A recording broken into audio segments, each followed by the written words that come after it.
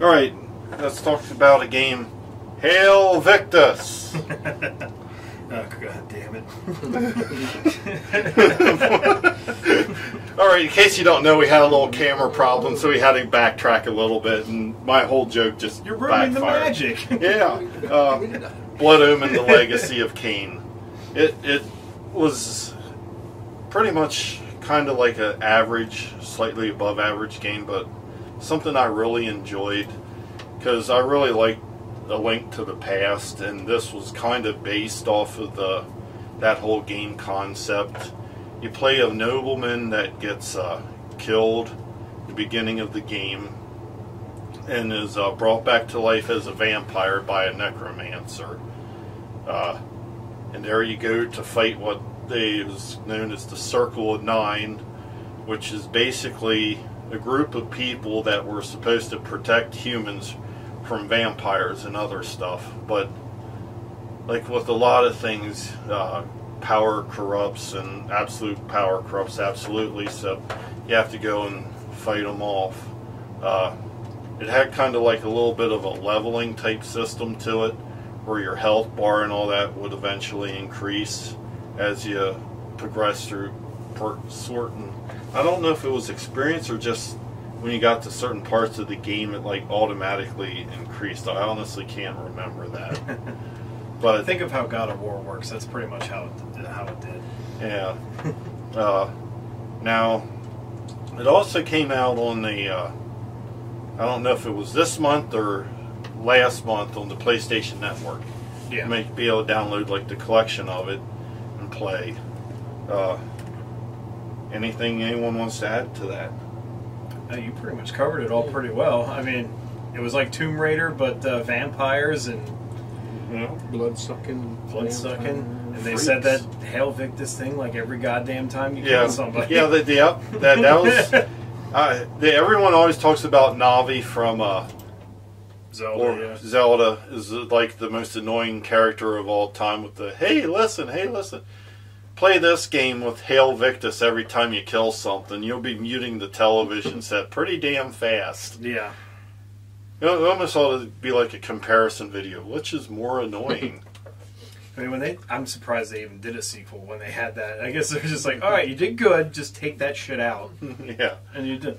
Maybe they, when they release it, and then like the non-Hail Victus edition. Yeah, the non-Hail Victus. Yeah, that'd be awesome. Alrighty. I think that covered everything pretty good there. Alright, so now talk about the big motherfucker.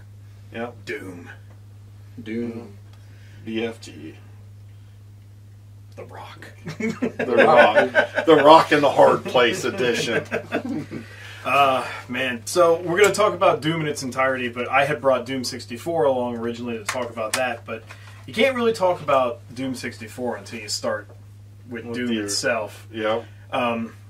It revolutionized the market. I mean, like, it holds it has to give its credit to Wolfenstein, because that's what started the idea of like 3D gaming, essentially. Like, a lot of people wanted to do it, and you know, if you want to go way far back, like, I think like you could talk about like the Ultima series was like the first thing that kind of did like 3D. It was all like wireframing, but they did it, and then like id Software kind of like took the rails from that, and they did Wolfenstein, and then they perfected it with Doom.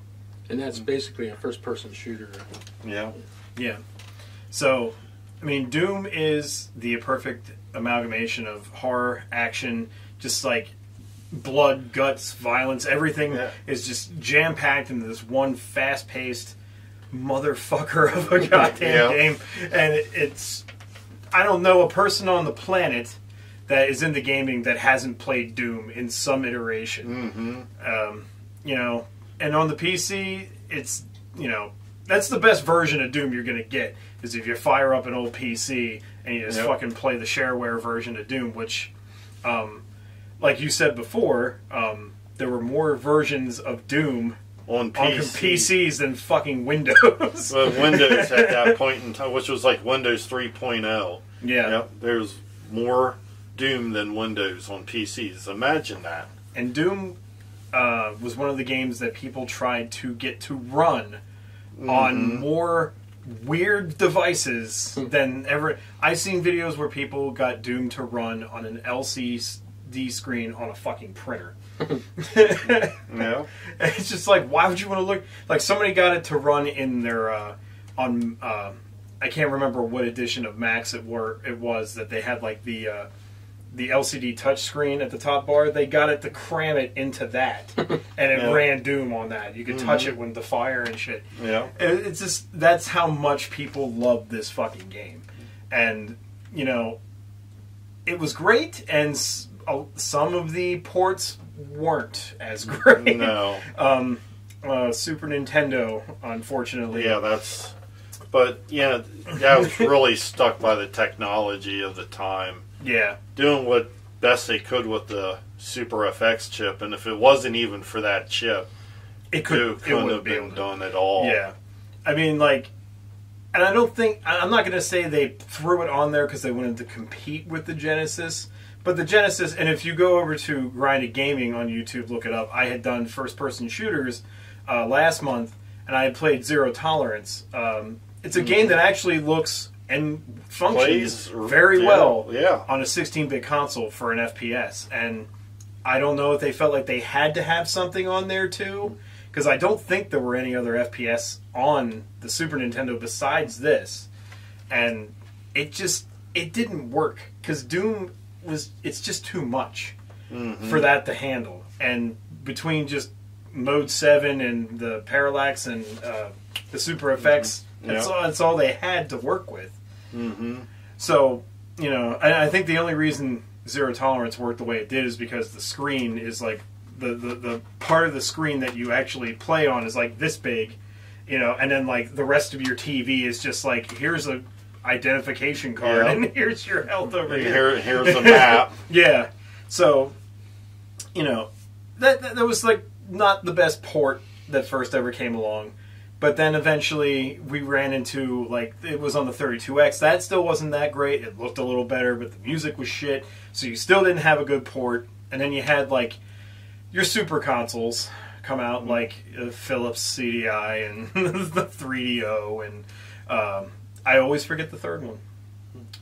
Neo Geo. Yeah. No, not Neo Geo. God damn it. I did that before. What the hell is that? Jaguar. Okay. Jaguar got the closest. Yeah. But it didn't have sound, which doesn't bother a whole lot of people. Like I've said, you could just throw on your favorite metal album. Yep, throw in some Raining Blood and you're all set to go. Even if you just put that on repeat, it's a fantastic song. But we didn't really get to a really good port of it until the more modern console era. And, you know, to fill the gap, when the 64 came out, they decided, Nintendo was like, okay, we're going to try this Doom thing again. We have a better console now. Yeah. So they came out, they did Doom 64. And this game was touted as, you know, graphically superior to the original Doom because you could go up to wall textures and it wouldn't pixelate, but it looked like, you know, somebody rubbed baby oil all over the fucking screen. So, you know, you get what you get. you know, it's apples and oranges. Like, do I want pixels or do I want smears? Whichever, you know. But it was still, I really enjoy this game. I don't know if I'm in the minority on that or not, but they did redesigns for basically everything, from enemies to weapons to, you know, item boxes and everything. Even they looked different. And I think the chainsaw in this one had like a double chainsaw on it, and they just had to, like, well, that one, the original had one, so ours is gonna have two blades because that just makes it more effective, I guess.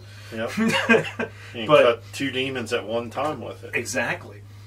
But yeah, I mean, the only gripe about this game is it doesn't have the rock in it. It doesn't have the rock, which, you know, that takes 5 points out of 10 right away. When you first boot this up, if you don't know about this game, you're going to think your TV's broken because it's extremely dark. It's the darkest game made for the N64, and to even see everything clearly, you have to pump your TV brightness all the way up. And even then, like when you do that, you're going to get in the spots where you're like, Jesus Christ, I still can't see.